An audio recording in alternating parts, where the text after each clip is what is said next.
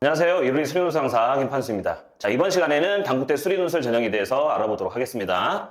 첫 번째로 단국대에서 올해 논술로 뽑는 모집 인원을 살펴보도록 하면 공학계열 광역 단위로 108명을 뽑게 되고, 그 다음 소프트웨어학과가 17명부터 시작을 해서 컴퓨터공학과가 10명, 그리고 통계 데이터 사이언스 학과가 5, 사이버 보안학과도 5명을 뽑게 되고, 자, 모바일 시스템 공학과는 올해 뽑지 않습니다. 자, 건축공학 전공 5년제 수학교육과가 각각 7명으로 뽑게 되고, 과학교육과가 4명을 뽑게 됩니다. 자, 올해 천안 캠퍼스에 의예과와 치의과가 신설되는데 각각 13명과 7명을 뽑게 돼서 총괄 전체 모집 인원이 183명으로 작년에 비해서 6명이 감축되었습니다. 자, 단국대 수능 최저 기준을 살펴보면 죽전 캠퍼스의 전 모집 단위는 최저 기준이 없고요. 자, 천안 캠퍼스에 의예과와 치의과가 신설되면서 자, 최저 기준이 생겨났는데, 국어, 수학, 영어, 탐구 중에서 수학 포함해서 의예과는 세계합 4등급, 그리고 치의과는 세계합 5등급으로 책정되었고, 자, 여기에서 수학은 미적분, 기하 둘 중에 선택을 해야 되고, 자, 그 다음 탐구는 사탐이 아니라 과탐 두 과목 평균을 산출하게 되는데,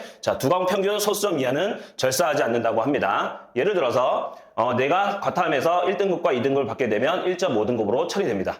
계속해서 전형 방법을 살펴보면, 자, 논술고사가 80%, 그리고 학생부 교과 내신 점수가 20% 비율로 반영하게 되고, 자, 교과 내신은 반영 교과가 국어, 수학, 영어, 사회, 과학으로, 활용 지표는 석차 등급 또는 성취도로 평가 지표를 반영하게 됩니다. 자, 작년에는 가중치가 있었지만 올해는 학년별, 교과별 가중치가 없어졌고요. 자, 재학생은 3학년 1학기까지, 그리고 재수생, 졸업생들은 3학년 2학기까지 반영한다 합니다. 그리고 학교폭력 관련돼서는 각 코스마다 감점되는 점수가 다르기 때문에 반드시 확인해야겠습니다.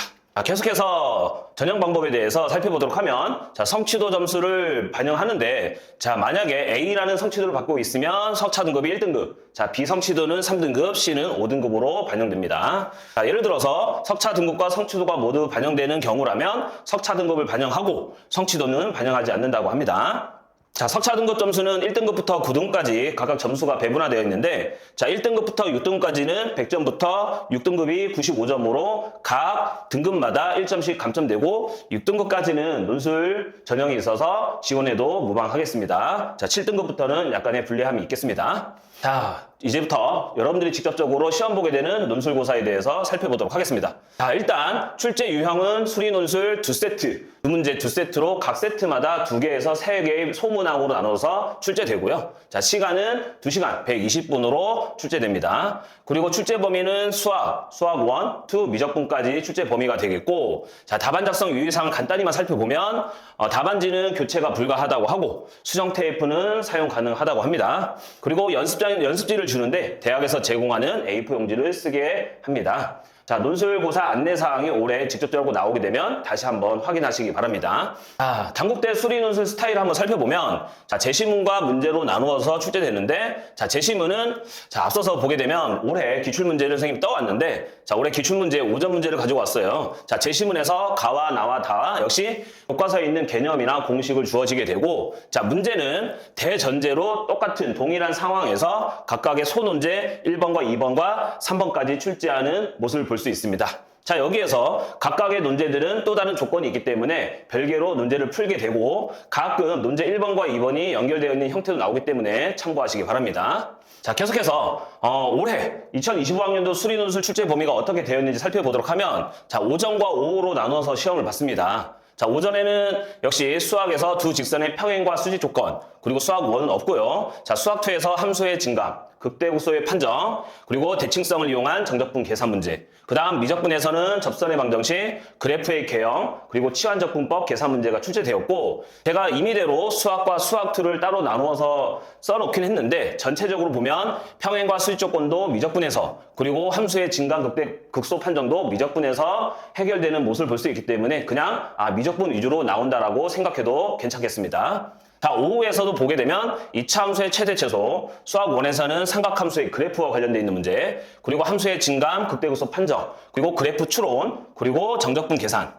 합성함수, 삼각함수의 정적분과 치환 부분적분법이 각각 출제됐는데, 이 역시 제가 따로따로 넣긴 했지만 이 모든 게 미적분에서의 해결되는 모습을 볼 수 있기 때문에 오전과 오후 둘 다 미적분 위주로 출제한다고 생각하시면 되겠습니다. 자, 계속해서 2024, 2023 계속 어떤 문제들이 나왔는지 살펴보도록 하겠습니다. 자, 일단 2024학년도에 작년 수학에서 역함수의 정의, 뜻과 관련되어 있는 문제를 출제했고, 그 다음 수학2에서 함수의 진강 극대급수 판정 문제, 그 다음 미적분에서 접선의 방정식, 미분 가능성과 관련되어 있는 문제, 그래프 개형, 합성함수의 미분, 그리고 넓이를 계산하는데 정적분을 활용해서, 그리고 치환적분, 부분적분이 각각 출제되었습니다. 2023학년도에서 살펴보게 되면 수학에서 원과 직선의 위치 관계, 그 다음에 등비수열, 함수의 연속, 접선의 방정식, 함수의 진강 극대급수 판정 계속해서 나오고 있죠. 자, 그래프의 개형, 정적분. 미적분에서 등비급수, 합성함수의 미분법, 치환적분법과 부분적분법. 좀 특이하게 정적분과 급수의 합의 관계가 출제되었습니다.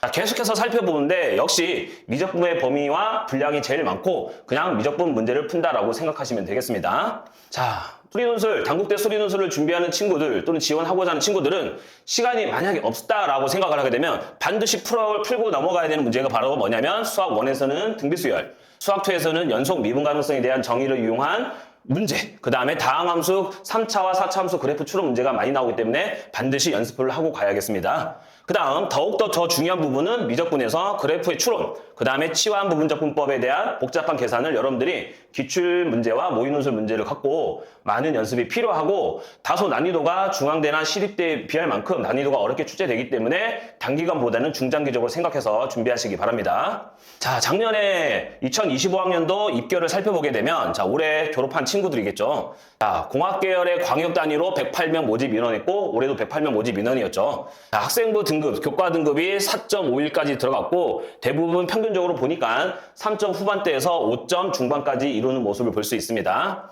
자, 논술 점수는 제일 높은 데가 전자전기공학과가 90.3점이고 그리고 좀 낮은 대학 학과를 보니까 토목환경공학과가 74.1, 그 다음 좀 더 낮은 학과가 모바일 시스템공학과가 71.5로 형성되어 있는데 올해 모바일 시스템공학과는 모집 인원이 따로 없습니다. 자, 그 다음 수학교육과가 89.67로 높은 점수대를 이루고 있기 때문에 이 점수를 좀 참고하셔서 여러분들이 수리논술을 지원하시기 바랍니다. 자, 단국대는 미적분 위주로 출제되고 다소 난이도가 높기 때문에 여러분들이 반드시 검토와 계산 실수가 없는지 그리고 그래프 개형 같은 추론 문제들을 여러분들이 확실히 다지고 준비를 해야 되겠습니다. 자, 여기까지 수리논술, 단국대 수리논술 전형에 대해서 알아보았고 여러분들이 단국대 수리논술 지원하게 되면 꼭 합격하실 바랍니다. 자, 감사합니다.